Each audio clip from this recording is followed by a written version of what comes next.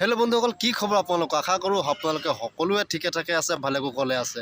Then মই তপন গোৱালা আৰু তপন গোৱালা ব্লগত আপোনালোকক পুনৰবাৰ স্বাগতম কৰিছোঁ। বন্ধুসকল, আপোনালোকে জানে যিহেতু ৰিচেণ্টলি মই দুটা ভিডিঅ' আপলোড কৰিছোঁ, যিটো টপিক আছিলে যে যিবিলাক বহিৰাজ্যলৈ কাম কৰিবলৈ আহে সেইকেইজন ব্যক্তিৰ মাজৰ পৰাই দুই এজন ব্যক্তিয়ে মতিষ্কই কাম নকৰি সেইজন ব্যক্তিৰ ট্ৰেইনৰ পৰা নামি বেলেগ দিশলৈ পলায়ন কৰে আৰু সেইজন ব্যক্তি নিৰুদ্দেশ হৈ যায়। এই টপিকত কথা পাতিছিলোঁ আৰু যিহেতু আমি ছাকচেছ হৈছিলোঁ তেনেকুৱা এজন ব্যক্তিক কেৰালাৰ পৰা উদ্ধাৰ কৰিবলৈ, কাৰণ তাৰ ভাগ্যও ভাল আছিল বাৰু।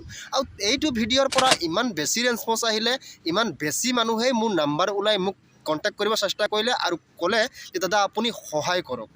মই তেনেকৈ কোনো ধৰণে সহায় কৰিব নোৱাৰিলোঁ সেইকেইজন ব্যক্তিক, বা মই ভাগে ভাগে সেইকেইজনক মই সহায় কৰিব নোৱাৰিম, কাৰণ আপোনালোকে সকলোৱে জানে মই বাহিৰৰ দেশত কাম কৰি আছোঁ, তামিলনাডুত কাম কৰি আছোঁ, কোম্পানী কাম, আৰু কোম্পানী কাম এৰি ইমানখিনি দায়িত্ব লোৱাটো খুব ডাঙৰ কথা হৈ পৰিব মোৰ কাৰণে, আৰু মোৰ চাকৰিও হয়তো যাব পাৰে।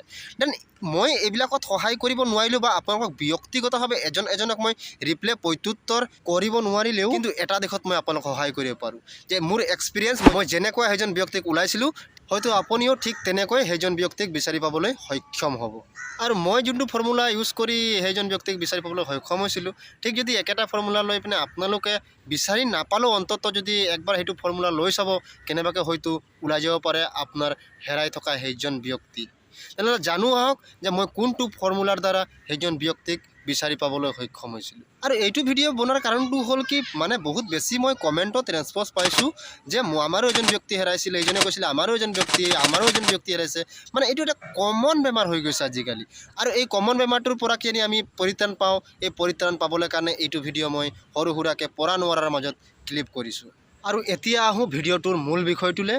ধৰি লওক আপোনালোকে আহি আছে তিনিচুকীয়াৰ পৰা বা ডিব্ৰুগড়ৰ পৰা চাউথলৈ, মানে দক্ষিণ ভাৰতলৈ, আৰু দক্ষিণ ভাৰত আহি থকা সময়ত আপোনাৰ মাজৰ পৰা এজন ব্যক্তি বিশাখাপট্টনমৰ পৰা নিৰুদ্দেশ হৈ গ'ল।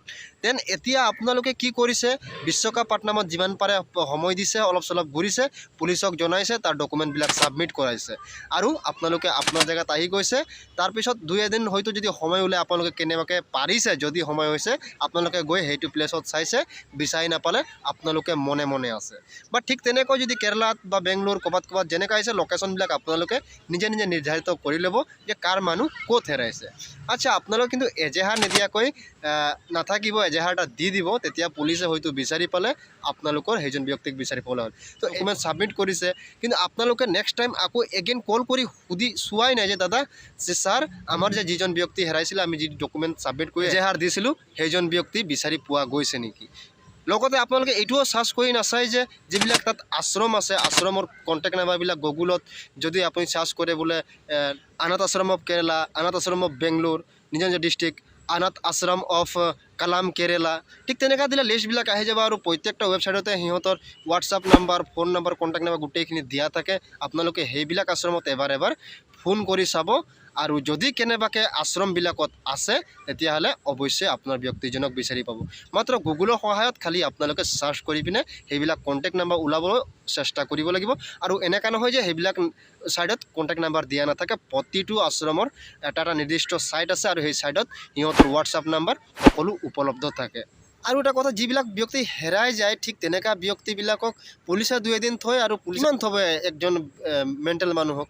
চ' লাহেকৈ আশ্ৰমবিলাকক গতাই দিয়ে, আৰু আশ্ৰমে ইয়াৰ খোৱা বোৱা থোৱাৰ ব্যৱস্থাটো লৈ লয়। আৰু ঠিক তেনেকৈ থানাবিলাকৰো নাম্বাৰ ওলাই যাব, যিবিলাক পুলিচ ষ্টেচন সেইবিলাকৰ নাম্বাৰো গুগলত ওলাই যাব। আজিকালিতো এইটো একেবাৰে সহজ হৈ গ'ল।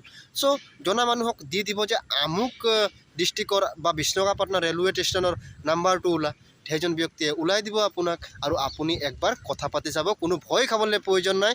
পুলিচৰ ছাৰ্ভিচেই হ'ল পাব্লিকক ৰক্ষা কৰা আৰু পাব্লিকক ছাৰ্ভিচ কৰা। চ' এইবিলাক ভয় খাই থাকিব নালাগে, আৰামকৈ সোধক। যদি কেনেবাকৈ আছে আপোনাক অলপ সময় দি পিনে ডাটাবিলাক ওলাই পিনে চাব, যদি আছে আপোনাক জনাব।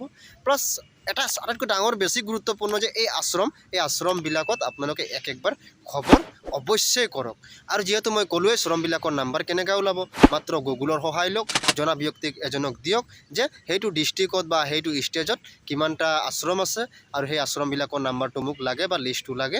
চ' হোৱাটছআপ নাম্বাৰত আপুনি আপোনাৰ হেৰুৱা ব্যক্তিজনৰ ফটো পঠিয়াই দিব, সিহঁতে মেচ কৰিব, যদি কেনেবাকৈ এভেইলেবল আছে তেতিয়াহ'লে আপোনাক জনাই দিব, আৰু আপুনি গৈ সেইজন ব্যক্তিক লৈ আহিব।